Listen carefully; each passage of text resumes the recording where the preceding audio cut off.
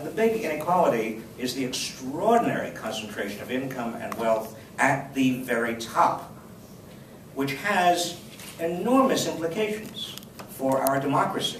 I think that the probably three most important public policy areas are, number one, raising taxes on the wealthy. The second would be, in my mind, expanding the earned income tax credit, which is a wage subsidy, a reverse income tax.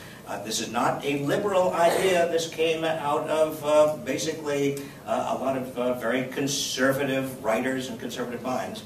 And then thirdly, investing in education, starting with early childhood education.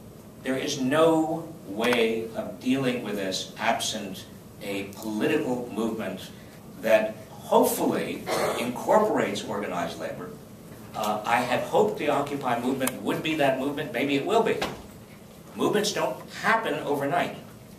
And so when we talk about inequality around wages, we need to talk about at least three dimensions. The first of those is raising wages at the bottom, raising the floor. The second is, what about wages at the top? Can we cap at the top? And the third is to think about the distribution within. What we find is that there are significant benefits for workers who get a higher wage, and that the costs are very small. One theory is that when employers raise wages, we have a decrease in turnover, we have a decrease in absenteeism, and we have an increase in productivity. We also might find something that we call a multiplier effect, that when you raise wages at the local level, as Sylvia said earlier, you have more consumers to buy things, and you actually increase demand and stimulate economic activity. The fact is, these policy tools are only as powerful as the social movements behind them. And they're really not, there's not policy to address these wage distribution questions and the maximum wage. And there's where I think we could really think to look to Occupy Wall Street for this more bolder social movements that we need to really address wage inequality.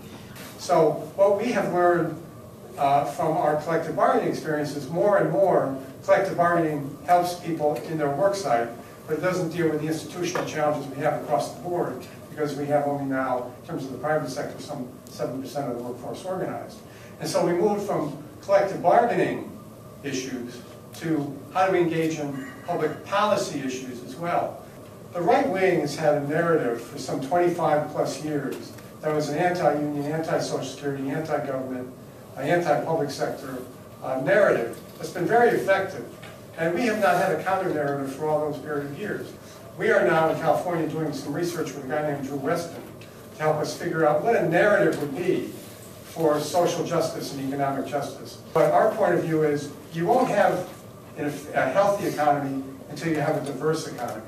So we're fighting for a new jobs program that will bring back manufacturing, bring back better mass transportation like high-speed rail, for example.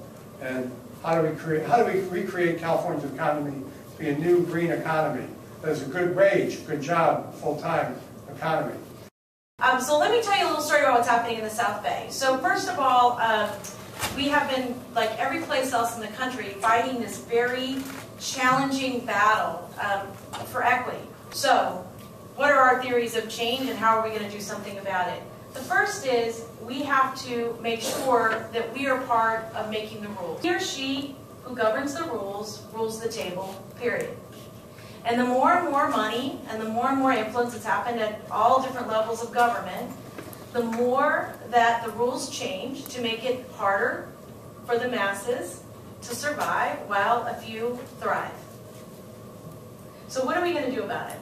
So in our community, what the mayor of San Jose did is he put a ballot initiative on to put into the charter provisions that would cap pensions and benefits. And he did that because he didn't want the San Jose City Council to be influenced by the boogeyman unions.